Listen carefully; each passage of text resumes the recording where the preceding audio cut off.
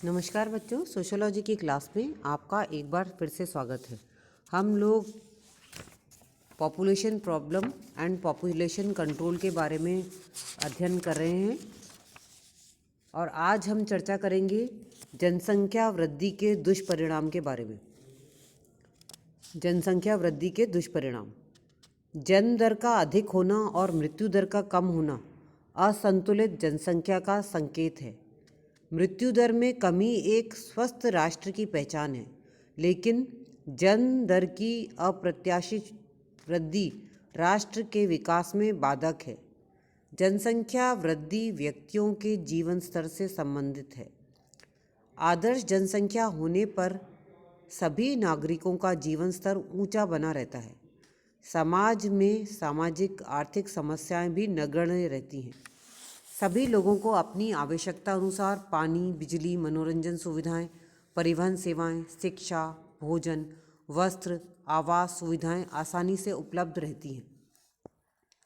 जब जनसंख्या वृद्धि अनियंत्रित हो जाती है, जन्म दर और मृत्यु दर के बीच दरार चौड़ी होती रहती है, तो समाज में कठिनाइयों का दौर प्रारंभ हो जाता है। सामाजिक समस्याएं विकराल रूप ले लेती हैं। अपराध बढ़ जाते हैं। आम नागरिक को रोटी, कपड़ा और मकान एक दुस्वप्न लगने लगता है। नगरों में जनसंख्या वृद्धि हो जाती है। गंदी बस्तियां उत्पन्न होने लगती हैं। स्वास्थ्य सेवाएं चरमराने लगती हैं। पीने के पानी की कमी होने लगती है। भूमिगत जल स्तर निरंतर दोहन के कारण नीचा चला जाता है। सभी क्षेत्रों में आवश्यकता अनुसार बिजली सुविधा मुहैया कराना दुष्कर होने लगता है। बाजार संकरे होने लगते हैं। परिवहन सेवाएं अपर्याप्त नज़र आती हैं। बेरोजगारों की कतारें लंबी होती रहती हैं। झगड़े, सामाजिक तनाव बढ़ जाते हैं। जनसंख्या वृद्धि के दुष्परिणामों की एक लंबी सूची है। व्यक्ति, परिवार, समुदाय, प्रदेश और समग्र राष्ट्र इसके दुष्परिणामों से प्रभावित है।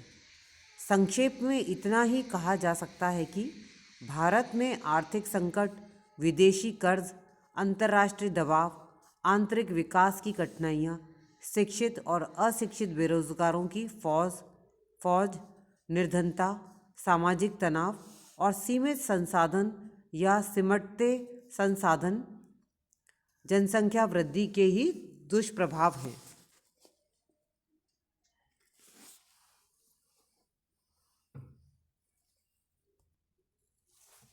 अब हम चर्चा करेंगे जनसंख्या को नियंत्रित करने के उपाय के बारे में। जनसंख्या को नियंत्रित करने के उपाय। Measures to control population.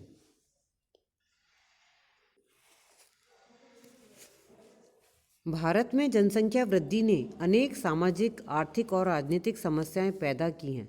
अतः शीघ्र इस समस्या को हल करना आवश्यक है, अन्यथा हमारे आर्थिक विकास की गति धीमी रहेगी और हमें जन विस्फोट के परिणाम भुगतने होंगे। अलग घोष कहते हैं कि भारत में सावधानीपूर्वक जनसंख्या नियोजन की शीघ्र आवश्यकता है, अन्यथा जनसंख्या वृद्धि हमारी आर्थिक प्रगति को समाप्त कर देगी। अतः यदि जनसंख्या वृद्धि पर रोक नहीं लगी तो भरण पोषण की विकट समस्या खड़ी हो जाएगी। इसलिए बढ़ती जनसंख्या को रोकना आवश्यक है। इसके लिए जो सुझाव दिए गए हैं वो इस प्रकार हैं।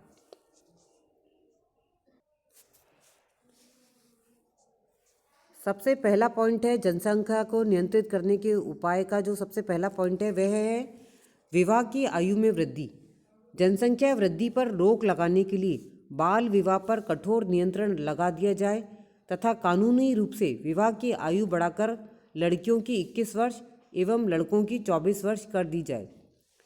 अधिक आयु में विवाह होने से लड़कियों के प्रजनन काल का पूरा उपयोग नहीं हो पाएगा और जन्म लेने वाली संतानों की संख्या कम होगी। सेकंड पॉइंट है शिक्षा प्रसार।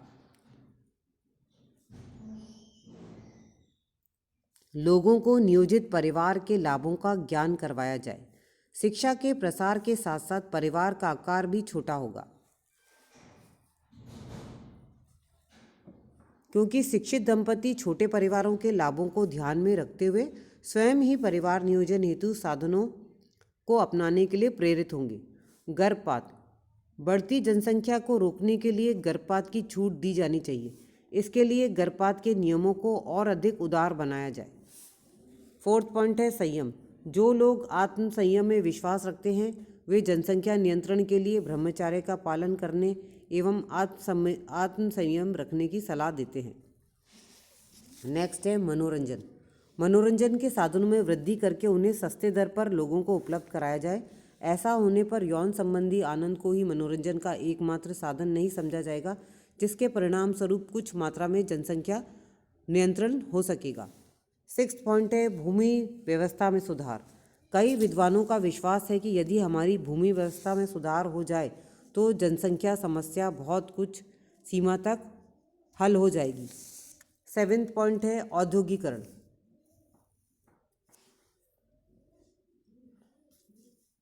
कुछ विद्वानों ने औद्योगिकरण की जनसंख्या समस्या की रामबाण दवा माना है। भारत में औद्योगिकरण का क्षेत्र विस्तृत है और काफ़ी जनसंख्या इसमें खप सकेगी।